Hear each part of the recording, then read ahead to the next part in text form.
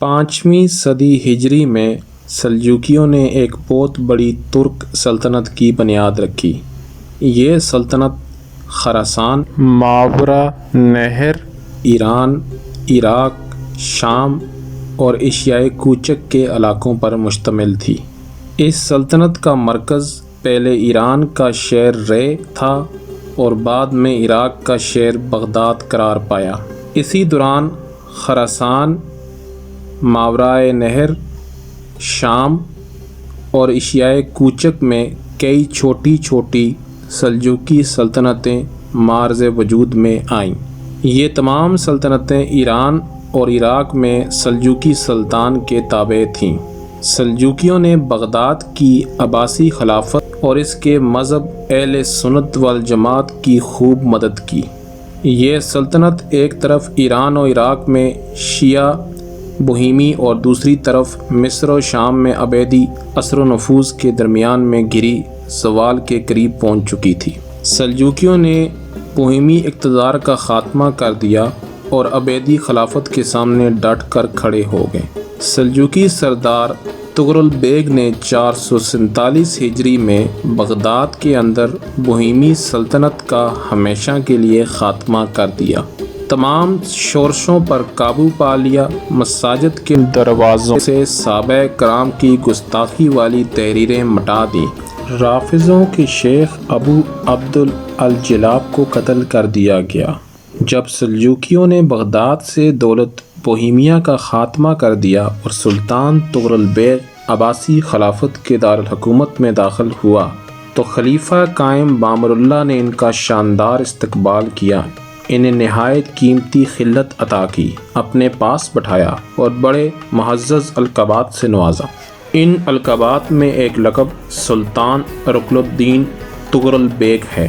اس کے علاوہ عباسی خلیفہ نے یہ حکم صادر کیا، سلطان تغرل بیگ کا نام سکوں پر کندہ کیا جائے، بغداد کی مسجدوں میں ان کے نام کا خطبہ پڑھایا جائے اور اس کے حق میں جمعہ و عیدین کی نمازوں میں دعا کی جائے۔ خلیفہ کی اس قدر افزائی کی وجہ سے سلجوکیوں کو پوری اسلامی دنیا میں بے پناہ قدر و منزلت حاصل ہوئی۔ عباسی خلیفہ اب ان کے ہر مشورے کو پر عمل کرتا تھا اور ان کی عزت کرتا تھا۔ تغرل بیگ بڑی طاقتور شخصیت کا مالک تھا، بڑا ذہین، کمال، دیانتدار اور نیک تھا۔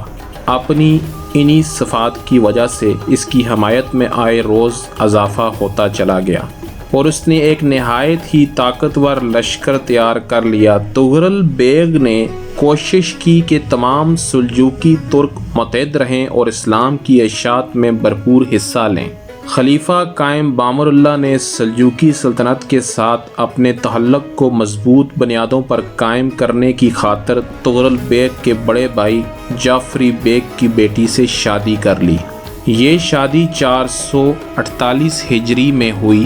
پھر شعبان 454 ہجری میں تغرل بیگ کی شادی خلیفہ عباسی قائم بامر اللہ کی بیٹی سے ہوئی، لیکن اس کے بعد تغرل بیگ زیادہ عرصے زندہ نہ رہے۔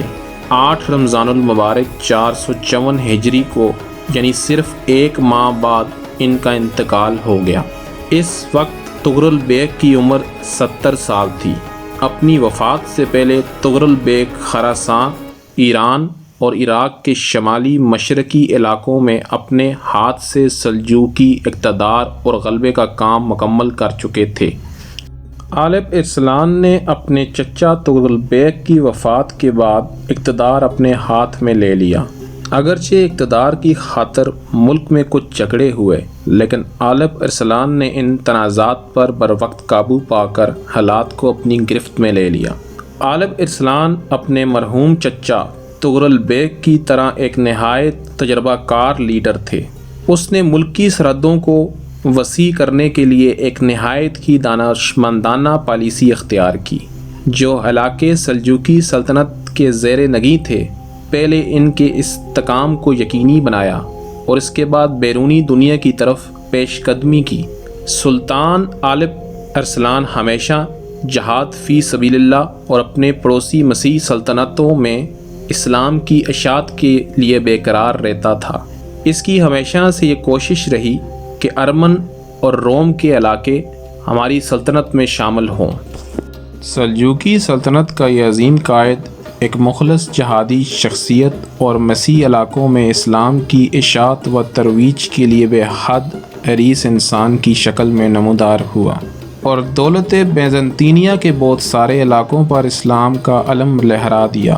الپ ارسلان اپنی مملکت کی سرحدوں کو وسیع کرنے سے پہلے 7 سال کے عرصے تک اپنی مملکت کے دور دراز علاقوں کے حالات کا جائزہ لیتا رہا، اور جب ان علاقوں میں امن و امان کی صورتحال سے مطمئن ہو گیا تو اپنے عظیم مقاصد کو پایہ تکمیل تک پہنچانے کے لیے پلاننگ شروع کر دی۔ ان کے سامنے اب ایک ہی ہدف تھا، سلجوقی سلطنت کے پڑوس میں واقع مسیح علاقوں کو فتح کرنا، مصر میں فاطمی دولت کے اقتدار کو ختم کرنا اور تمام اسلامی دنیا کو عباسی خلفاء اور سلجوقی اقتدار کے جھنڈے کے نیچے متحد کرنا۔ الپ ارسلان نے اپنے منصوبے کو عملی جامہ پہنانے کے لیے ایک بہت بڑا لشکر تیار کیا اور اس لشکر کی قیادت کرتا ہوا ارمن اور جورجیا کی طرف روانہ ہوا۔ یہ علاقے بہت جلد ان کے ہاتھوں فتح ہوئے۔ الپ ارسلان آگے بڑھا اور شام کے شمالی علاقوں پر حملہ کیا۔ حلب میں مرداسی حاکم تھے۔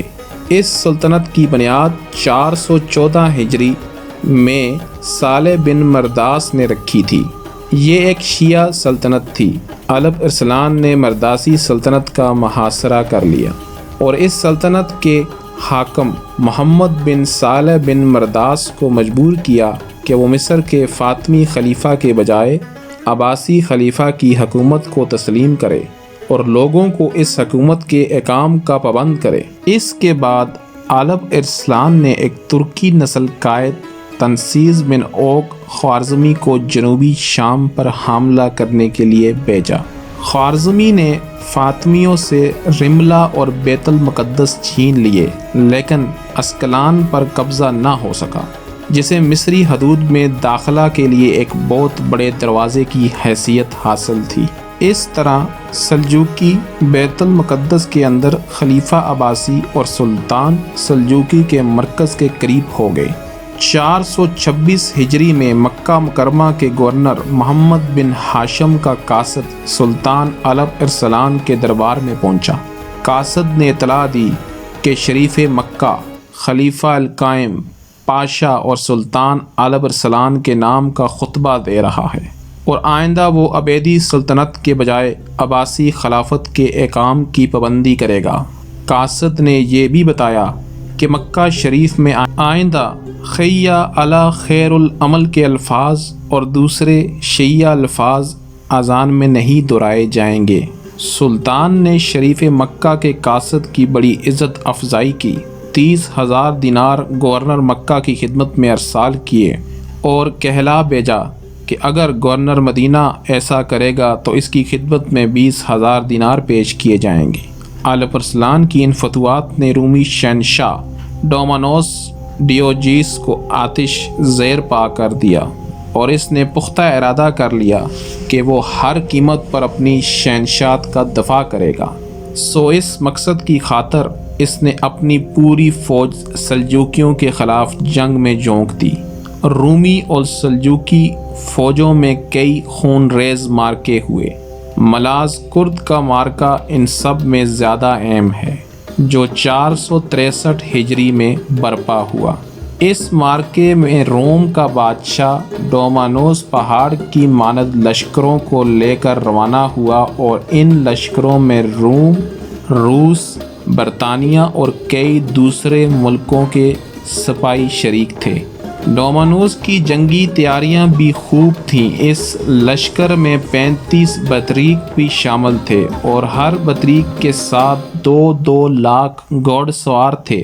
35,000 فرنگی اور 15,000 دوسرے جنگجو اس کے علاوہ تھے جو قسطنطنیہ سے تعلق رکھتے تھے۔ اس کے علاوہ 1 لاکھ نقب لگانے والے، 1 لاکھ کھدائی کرنے والے، 1,000 روزجاری، 400 بیل گاڑیوں جن پر فوجیوں کی وردیاں، اسلحہ، گھوڑوں کی زینیں، منجنیقیں، قلعہ شکن آلات لدے ہوئے تھے۔ ان منجنیکوں میں ایک منجنیک ایسی بھی تھی جس کو 1200 آدمی چلاتے تھے۔ ڈومانوس یہ سب لاؤ لشکر لے کر اسلام اور اہل اسلام کو مٹانے کا مقصد لے کر آگے بڑھا تھا۔ اس کو اپنی طاقت پر اتنا گھمنڈ تھا کہ فتح سے پہلے ہی اسلامی علاقے اس نے اپنے بطریقوں کو جاگیر میں دینے کا اعلان کر دیا تھا، حتیٰ کہ بغداد بھی ایک بطریق کے نام کر دیا۔ ان کا پروگرام یہ تھا کہ جب عراق اور خراسان کے علاقے فتح ہو جائیں گے تو وہ یکے بعد دیگر حملہ کر کے شام کے علاقے مسلمانوں سے واپس لے لیں گے۔ وہ یہ سوچ رہے تھے اور تقدیر ان پر ہنس رہی تھی۔ سلطان علیہ السلام اور رومی فوجیوں کا آمنا سامنا الزاوا کے مقام پر بدھ کے روز ہوا۔ ذیقعد کے مہینے کے ابھی 5 دن باقی تھے۔ رومی فوج کی کثیر تعداد دیکھ کر علیہ السلام کچھ پریشان ہوا، لیکن فقیہ ابو النصر محمد عبد المالک بخاری نے ان کو حوصلہ دیا اور کہا، سلطان محترم، جمعہ شریف کے روز جب خطبہ جمعہ کے خطبے پڑھ رہے ہوں گے اور مجاہدین کے لیے دعا مانگ رہے ہوں گے، عین اس وقت دشمن پر حملہ کر دیں۔ اللہ کریم مسلمانوں کی دعاؤں کے طفیل سلطان کو فتح عطا فرمائے گا۔ جب وہ وقت آیا اور دونوں لشکر میدان میں اترے تو علیہ السلام نے اپنے گھوڑے سے اترا، زمین پر سر رکھ کر اور اپنی پیشانی کو خاک آلود کر کے بارگاہ خداوندی میں فتح و نصرت کے لیے التجا کی۔ اللہ کریم نے مسلمانوں کی مدد فرمائی اور نصرانیوں کے سروں کو جھکا دیا۔ مسلم افواج نے لاشوں کے ڈھیر لگا دیے۔ ڈومانوس گرفتار ہوا۔ اسے ایک رومی غلام نے گرفتار کیا۔ جب شاہ روم کو سلطان علیہ السلام کے حضور پیش کیا گیا تو سلطان نے اپنے ہاتھ سے اسے 3 کوڑے مارے اور پوچھا، اگر میں گرفتار ہو کر تیرے سامنے پیش ہوتا تو میرے ساتھ کیسا سلوک کرتا؟ ڈومانوس نے کہا، میں تم سے انتہائی برا سلوک کرتا۔ علیہ السلام نے کہا، میرے بارے میں تیرا کیا گمان ہے؟ ڈومانوس بولا، تو یا تو مجھے قتل کر دے گا یا اپنے ملک میں میری تشہیر کرے گا، یا معاف کر دے گا یا فدیہ لے کر رہا کر دے گا۔ علیہ السلام نے کہا، میرا ارادہ یہ ہے کہ تجھے معاف کر دوں اور فدیہ لے کر چھوڑ دوں۔ سلطان نے اس سے 15 لاکھ اشرفیاں فدیہ لے کر اسے آزاد کر دیا۔ جب ڈومانوس روانہ ہونے لگا تو سلطان نے اسے پینے کے لیے مشروب دیا۔ وہ سلطان کے اس نیک سلوک سے بہت متاثر ہوا۔ سلطان نے از راہ عنایت 10,000 دینار فدیہ چھوڑ دیا تاکہ وہ اس سے زیادہ راہ خرید سکے۔ خود اس کی پیشوائی کے لیے دور تک چلا۔ گرفتار شدہ بطریقوں کی ایک جماعت کو آزاد کر کے بادشاہ کے ساتھ روانہ کر دیا گیا تاکہ وہ تنہا سفر نہ کرے۔ ان تمام نوازشات کے علاوہ اپنی طرف سے ایک محافظ دستہ بھی ان کے ساتھ کر دیا تاکہ کوئی تکلیف نہ پہنچائے۔ اس محافظ دستے کے پاس ایک جھنڈا تھا جس پر کلمہ طیبہ لا الہ الا اللہ محمد الرسول اللہ لکھا ہوا تھا۔ علیہ السلام کا ایک مختصر سے لشکر جس کی تعداد 15,000 سے زیادہ نہ تھی، جس کی مدد سے شہنشاہ روم ڈومانوس کے 1,00,000 سپاہیوں پر مشتمل بہت بڑے لشکر کو شکست فاش سے دوچار کرنا کوئی معمولی واقعہ نہیں تھا۔ اس واقعے نے رومیوں کی کمر توڑ کر رکھ دی۔ ایشیا کوچک کے اکثر علاقوں میں رومی شہنشاہت کی چولیں ہل گئیں۔ یہی وہ علاقے تھے جو رومی شہنشاہت کے ستون اور بنیادیں خیال کیے جاتے تھے۔ سلجوکیوں کی اس شاندار فتح نے بیزنطینی حکومت کو ان علاقوں میں کمزور کرنا شروع کر دیا، حتیٰ کہ ایک وقت وہ بھی آیا اس قدیم ترین سلطنت کا عثمانیوں کے ہاتھوں خاتمہ ہو گیا۔ علیہ السلام ایک متقی اور پرہیزگار انسان تھا۔ محمد بن عبد المالک بخاری حنفی کی نصیحتوں پر عمل کرتا تھا۔ بروز جمعہ جب خطبہ اسلام ممبروں پر آپ کے نام کا خطبہ پڑھ رہے ہوں اور مجاہدین کے لیے دعا کر رہے ہوں تو عین اس وقت جنگ کا آغاز فرمائیے۔ اللہ کریم مسلمانوں کی دعاؤں کی لاج رکھے گا اور آپ فتح یاب ہوں گے۔ جب وہ گھڑی آئی تو سلطان نے جمعہ کی نماز پڑھائی، اس پر رکعت طاری ہو گئی، داڑیں مار مار کر رویا، فوج کی بھی ہچکی بند گئی، پورے لشکر نے رب کے حضور گڑ گڑا کر دعا کی۔ جب سلطان نماز سے فارغ ہوا تو فوج سے مخاطب ہوا، جو واپس جانا چاہتا ہے واپس چلا جائے، میری طرف سے تمہیں اجازت ہے، میں نہ تمہیں روکتا ہوں اور نہ حکم دیتا ہوں کہ واپس جاؤ، تمہیں اختیار دیتا ہوں، لیکن میں اس رومی افواج سے تنہا بھی لڑوں گا۔ یہ کہہ کر تیر اور کمان پھینک دی، اپنے ہاتھ سے اپنے گھوڑے کی دم باندھی، جنگی سامان زیب تن کیا، تلوار بے نیام کی اور ایک سرد آہ بھر کر بولا، اگر میں میدان جنگ میں قتل ہو جاؤں تو یہی جنگی لباس میرا کفن ہوگا۔ اسلام کا یہ عظیم سپہ سالار ایک باغی کے ہاتھوں شہید ہوا۔ اس باغی کا نام یوسف خوارزمی تھا۔ سن 465 ہجری میں آپ کا وصال ہوا۔ آپ مارو کے شہر میں اپنے باپ کے پہلو میں دفن ہوئے اور مالک شاہ کو اپنے پیچھے جانشین چھوڑا۔